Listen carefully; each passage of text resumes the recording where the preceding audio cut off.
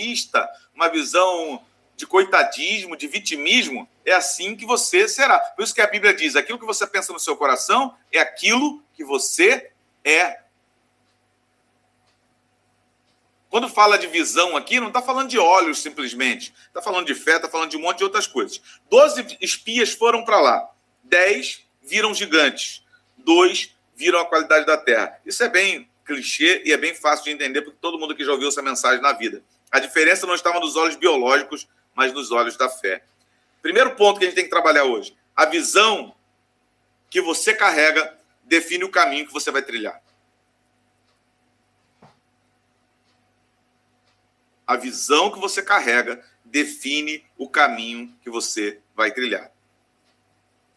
Vimos ali gigantes e éramos, aos nossos olhos, como gafanhotos, e aos olhos deles também. Eles estavam tão tomados, esses 10 espias, estavam tão tomados de medo, de pavor. Havia uma cultura lá, irmãos, naquela região, de que os filhos dos gigantes, quando nasciam, rasgavam a mãe no meio, devoravam as pessoas que estavam à sua volta, né? Era um negócio assim, era uma história de terror a respeito disso. Então, tudo, por isso que eles falam, os habitantes daquela terra devoram seus moradores, tudo porque havia uma lenda sobre. E o que o diabo consegue fazer muitas vezes, né?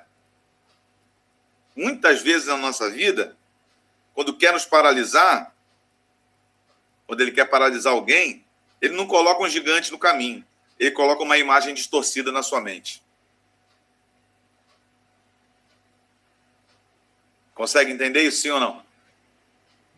Muitas vezes, quando o diabo quer paralisar a gente, ele não vai colocar um gigante, ele vai colocar uma visão, uma imagem distorcida na nossa mente. Nós vamos começar a ver as coisas com... A Ju que gosta dessa área. Vamos lá então, Ju. Com distorção cognitiva. A sua cognição não funciona como deveria funcionar.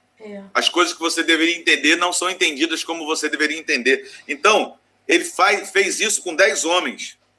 E um ponto muito interessante é que como você percebe, ou como você se percebe, molda suas decisões.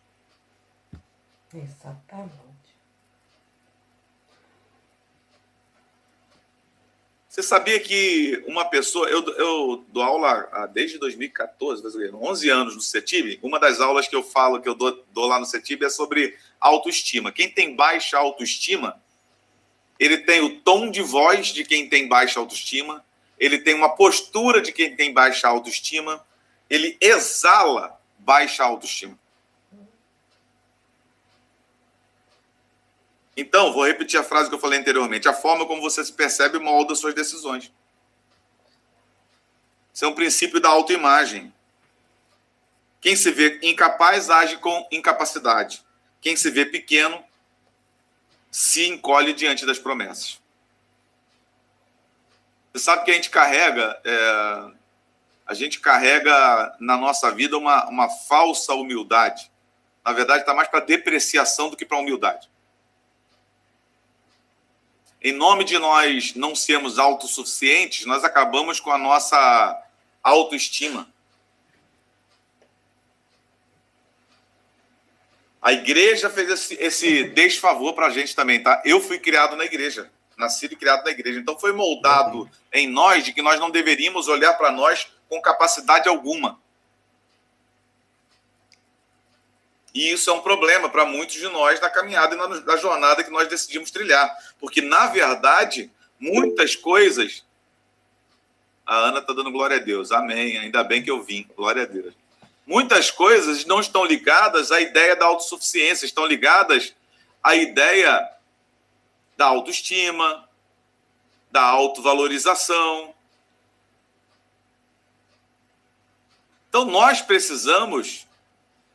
né? Precisamos acreditar no que conhecemos, no que já sabemos.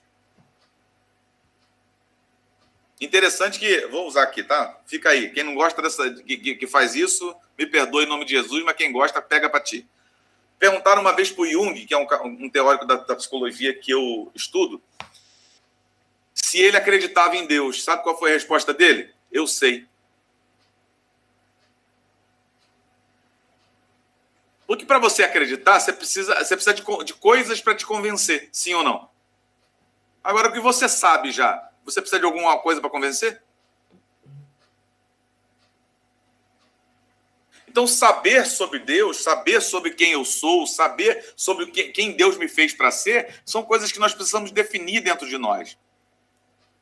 Quantas promessas Deus colocou diante de você, mas você recua porque acha que é pouco, insuficiente e inadequado?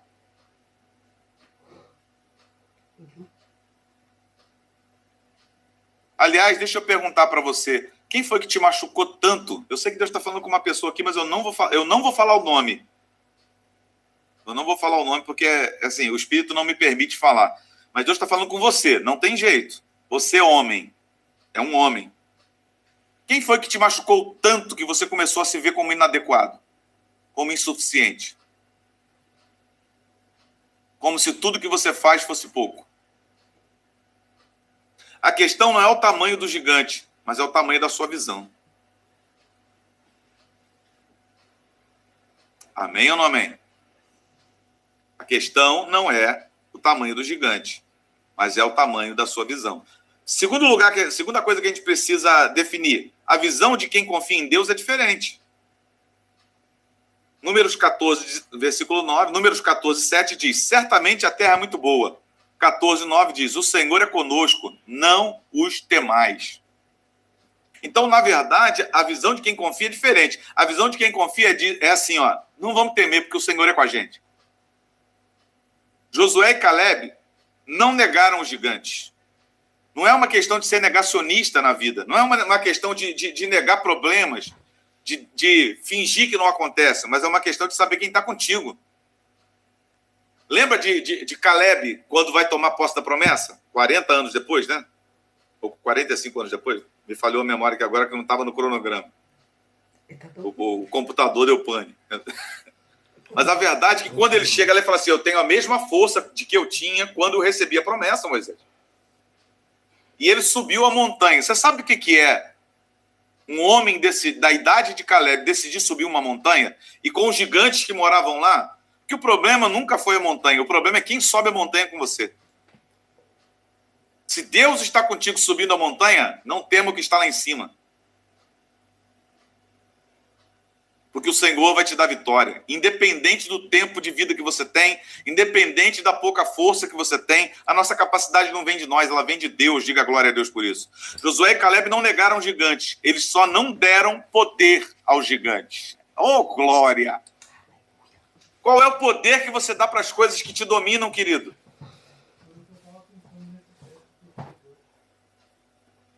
Qual é o poder que você dá para as coisas que te dominam?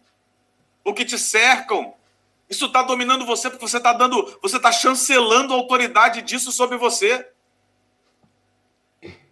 Porque a hora que você se levantar e disser, chega, não vou mais andar desse jeito, não vou mais me ver dessa forma. Acabou o poder do gigante sobre você. Amém ou não amém? Então vamos lá. Vou usar uma frase clichê aqui. Só tem velório enquanto você está deitado. A hora que tu se levantar, acabou o velório, filho. Levanta e vai viver em nome de Jesus.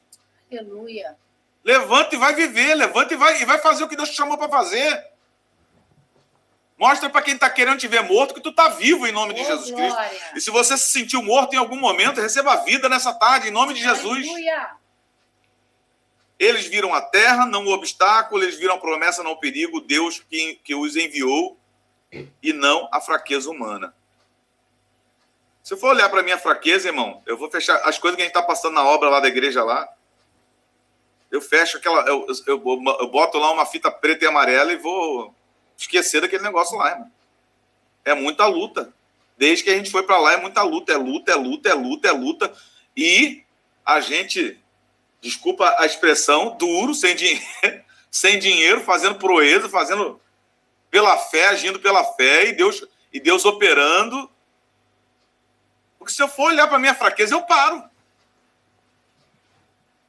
E eu vim aqui dizer para você hoje, você tem que confiar no Deus que te chamou e não olhar para a sua limitação humana, em nome de Jesus. A fé não ignora a realidade. A fé apenas decide qual realidade será decisiva. A visível ou a espiritual? Em que caminho você vai andar? Qual é o caminho que você vai escolher? Terceiro lugar. Eu pular aqui, vou adiantar porque as horas estão passando. Mas antes, deixa eu falar essa frase aqui antes de entrar no terceiro lugar. Existe uma diferença entre ver com os olhos e ver com o coração. Quem vê com os olhos vê dificuldade. Quem vê com o coração vê propósito. E o que move a nossa vida é o propósito. Porque eu tenho certeza que várias vezes na sua vida, você, ao olhar as dificuldades com seus olhos, você não queria estar, não queria ir, mas ao olhar para o propósito, você falou assim, eu tenho que ir. Eu tenho que estar. E isso fez você permanecer. Vamos lá para o terceiro ponto, então. O poder da visão sobre a identidade. Éramos aos nossos próprios olhos como gafanhotos, que foi o texto que nós usamos. Eles não disseram, eles nos chamaram de gafanhotos. Eles disseram, nós nos vimos assim. Então, a visão determina a sua identidade.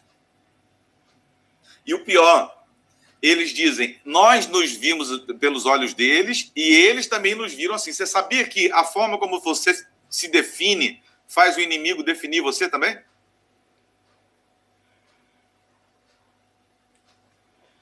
A forma como você se define faz o inimigo definir quem você é.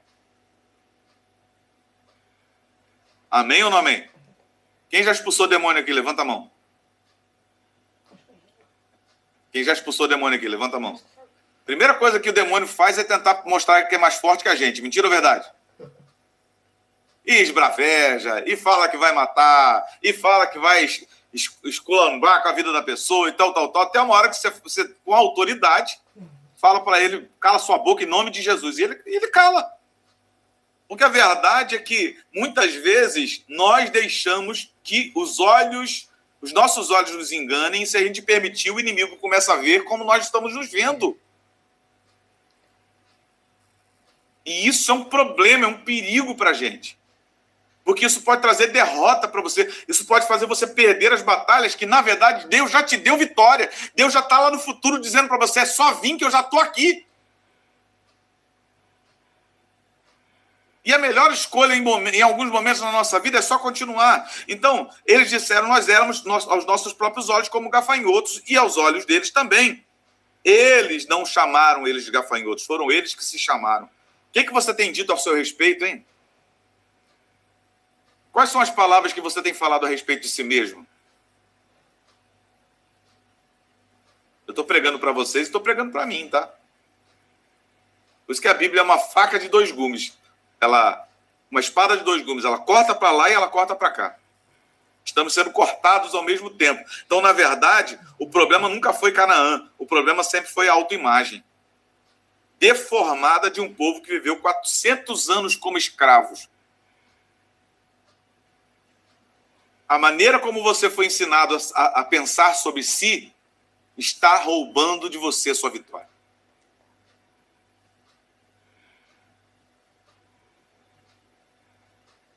Vou repetir, a maneira como você foi ensinado a pensar sobre você mesmo está roubando de você a sua vitória. Eles foram ensinados a pensar como escravos, quando chegaram na hora de lutarem por aquilo que era deles, agiram como escravos. Na escravatura, alguém chamava um escravo de poderoso, lindo, maravilhoso, ou homem forte, ou mulher forte, é assim que se chamavam. Para dominar, imprimiam fraqueza, imprimiam fragilidade. Submetiam essas pessoas a tratamentos deteriorantes, para que elas pudessem acreditar que eram assim. É igual a história do elefante, né? Vocês sabem a história do elefante? O elefante, se você amarrar ele com uma cordinha bem fininha, num toco, ele vai ficar ali. Ele nem sabe que ele é mais forte que tudo aquilo. Mas se der um estouro do lado do elefante, ele sai correndo, o que acontece com a corda e com o toco? Então, às vezes, Deus tem que estourar umas bombinhas perto da gente. Amém ou não amém? para a gente reagir e arrebentar nossas amarras e seguir em frente. Então vamos lá. Nós precisamos entender que Deus havia tirado Israel do Egito, mas Israel ainda não havia tirado o Egito de dentro de si. Você sabe que tem gente que já mudou de vida, mas não acredita que mudou de vida? Sabia, Beto? Sabia, Alessandro? Tem gente que já mudou de vida, mas aquilo que ela viveu anteriormente é tão forte ainda dentro dela que ela não se vê como merecedora, não se vê como uma pessoa vencedora. Isso é uma realidade. Isso é uma realidade. O problema, às vezes, nem é sair do Egito, é o Egito sair da gente.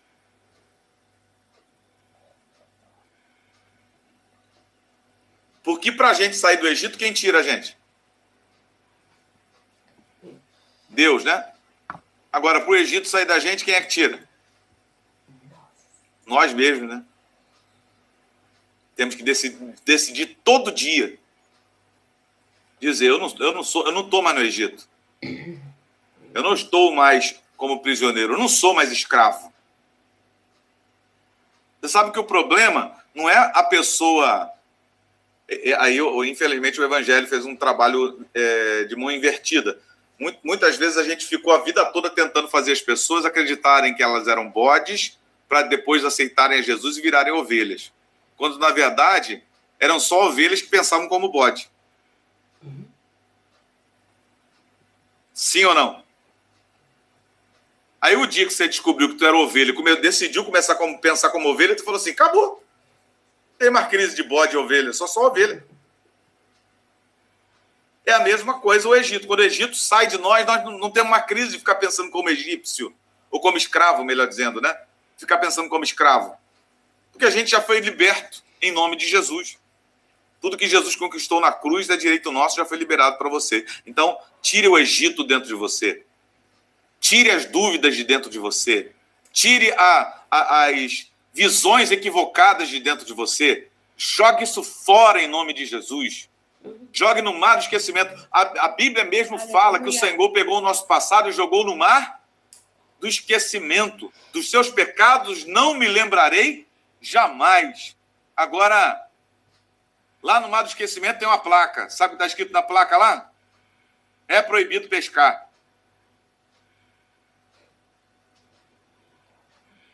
É proibido pescar. Para de pescar no mar do esquecimento, meu irmão. Para de pescar no teu passado. Em nome de Jesus. Antes de Deus de te levar a promessa, ele precisa curar a forma como você se vê. Caramba. Olha só, o tempo todo que o culto começou, eu estou evitando aqui, mas Deus... Espero que essa mensagem esteja sendo gravada. E tá não, Edilene. Gravada na alma e no espírito de vocês. Mas desde que começou o culto aqui, Alessandro, Deus está falando comigo assim, eu tenho um propósito muito grande na vida dele. Está na hora de se mover de novo. Só vem palavra assim no meu coração. Está na hora de se mover de novo. Está na hora de tentar de novo. Está na hora de esquecer as pauladas. Está na hora de olhar para os hematomas e falar assim, vai com hematoma e tudo assim mesmo. Porque é na jornada que Deus vai te curar. Não é parado. Quando você menos perceber, enquanto você estiver caminhando, você vai olhar e falar assim, ué, cadê as marcas? Sumiram. Amém? Em nome de Jesus. Você nunca vai viver como príncipe se continuar se vendo como escravo. Meu Deus do céu. É forte isso aqui, é ou não é verdade? Então Deus tem que te curar primeiro, antes de te levar à promessa. Por isso que o livro de Eclesiastes diz que uma mosca morta pode estragar todo o unguento do perfumador. Então Deus pode falar muita coisa ao meu respeito, mas se eu tiver uma mosca morta dentro do meu coração, estraga tudo. No outro dia, já parece que eu nem fui no culto no outro dia. De noite, nós estamos aqui de tarde, aí vocês estão de noite, vocês estão de noite, amanhã de manhã, né? Mas nós que estamos aqui de tarde, muitos vão chegar de noite, parece até que nem foi no culto. Parece até que Deus não falou nada. Por quê? Porque tem uma mosca morta lá dentro. Então Deus quer fazer hoje uma cura no seu interior. Deus quer tirar de você o coração de pedra e colocar em você um coração de carne. E depois disso derramar sobre você o seu Espírito Santo. Então, antes de Deus te levar a promessa, ele precisa curar a forma como você se vê. E isso é para mim, é para você, é para todos nós. É para a Mary, que está aqui do meu lado. Porque se você se vê assim, a porta pode até abrir, mas você não consegue passar por ela. Você não tem força para dar o passo. Você está esperando... vou falar, seja o que Deus quiser. Você está esperando o quê? Que Deus te empurre para dentro da porta? Não quer ter trabalho nenhum? Vamos lá. Continuando. Você nunca vai viver como príncipe se continuar se vendo como escravo. Nunca vai conquistar gigantes se continuar se vendo como gafanhoto. Então a mentalidade de gafanhoto tem que mudar. Em nome de Jesus, tá bom? Vamos lá. A visão determina o destino. A mesma terra, o mesmo relatório, mas 2 destinos diferentes. Os 10 espias perderam a promessa. Josué e Caleb entraram na terra. Então nós precisamos entender isso. Que, na verdade, a visão é tão poderosa que pode cancelar um projeto de Deus para uma geração inteira. Você já parou? É ruim quando Deus fala comigo assim, muito direto, porque às vezes eu tenho a tendência de ser meio direto demais, vou colocar assim, né? Você já parou para pensar que muita gente deixou de viver o que deveria viver porque tu parou? Já parou para analisar que, pela tua insistência em se ver dessa forma, uma geração inteira deixou de ser abençoada?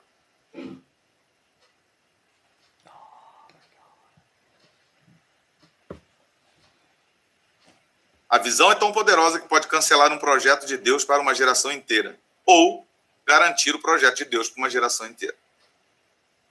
A visão cria comportamento. Comportamento cria hábito e hábito cria futuro. Anota aí que a Ana gosta de anotar tudo. Anota aí, Ana. A visão cria comportamento. Comportamento cria hábito e hábito cria futuro.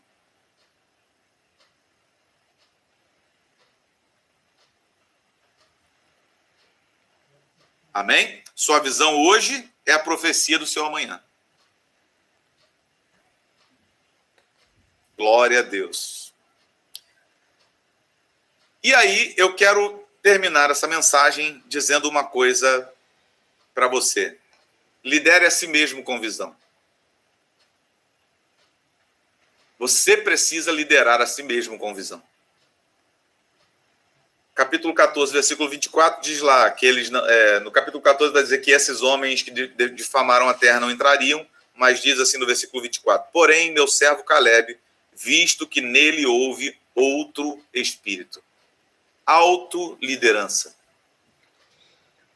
Quem consegue gerar uma autoimagem positiva, consegue se autoliderar, consegue se autogerir.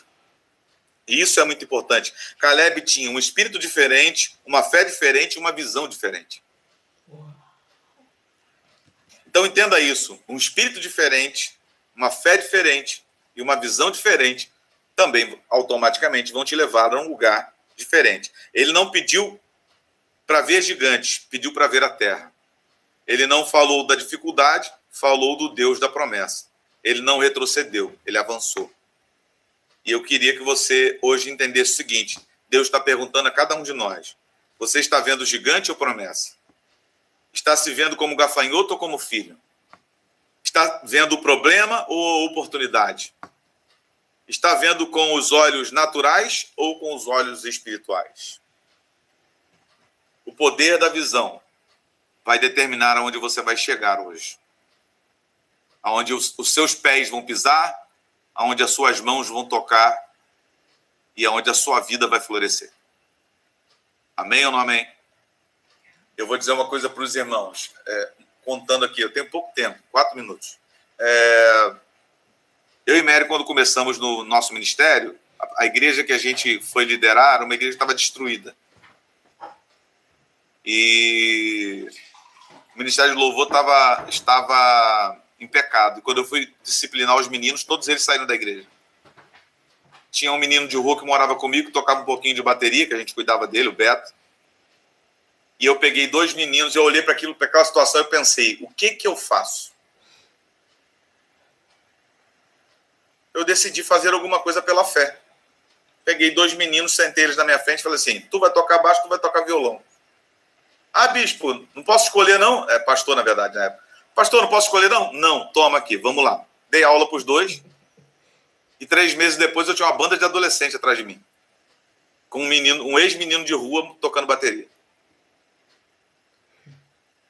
Porque, na verdade, onde alguns veem dificuldade, outros podem ver oportunidade.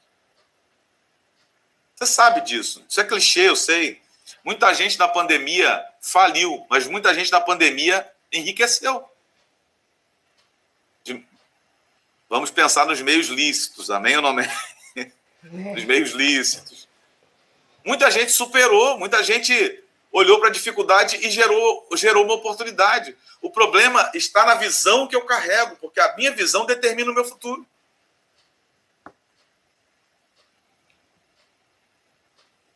Qual é a visão que você tem de si mesmo? O que Deus tem que curar em você para que você pare de se ver assim? O que você tem que resolver com Deus para que você possa chegar aonde Ele falou que você vai chegar? Viver o que você vai viver. Eu gostaria de orar com você hoje, porque eu acredito que o Senhor te chamou para um propósito muito grande. Pai, em nome de Jesus, eu quero entregar nas tuas mãos a vida de cada um de nós. Senhor, muitas vezes as situações à nossa volta tentam determinar quem nós somos, mudar a nossa identidade, alterar a nossa autoimagem, distorcer, Senhor, a nossa autoimagem, distorcer nossa cognição, fazer a gente pensar errado, ver errado, entender errado, mas nesse dia o Senhor nos parou para voltarmos a esse lugar onde nós podemos nos ver. Senhor, aqueles que hoje já experimentam o resultado, Senhor, e os frutos de uma visão restaurada, de uma vida renovada a respeito de como eu me vejo, de como Deus me vê, já estão usufruindo e se alegrando com aquilo que o Senhor já tem feito. Eu tenho acompanhado esse grupo aqui há 3 anos e eu tenho visto isso. Pessoas que estão mudando, sendo transformadas, vivendo um novo tempo e alcançando aquilo que o Senhor os prometeu. Eu entrego em tuas mãos agora porque eu sei, Senhor, que o Senhor há de mudar mentalidades, corações e automaticamente os comportamentos mudarão, os hábitos mudarão e os futuros também serão transformados. Que essa palavra habite no nosso coração e que nós possamos sair daqui hoje, Senhor, completamente certos de que viveremos tudo aquilo que o Senhor prometeu, não olhando para as dificuldades, mas olhando para a promessa do Senhor, tendo uma visão clara a respeito de tudo aquilo que o Senhor nos falou. É o que eu te peço, em nome de Jesus. Amém.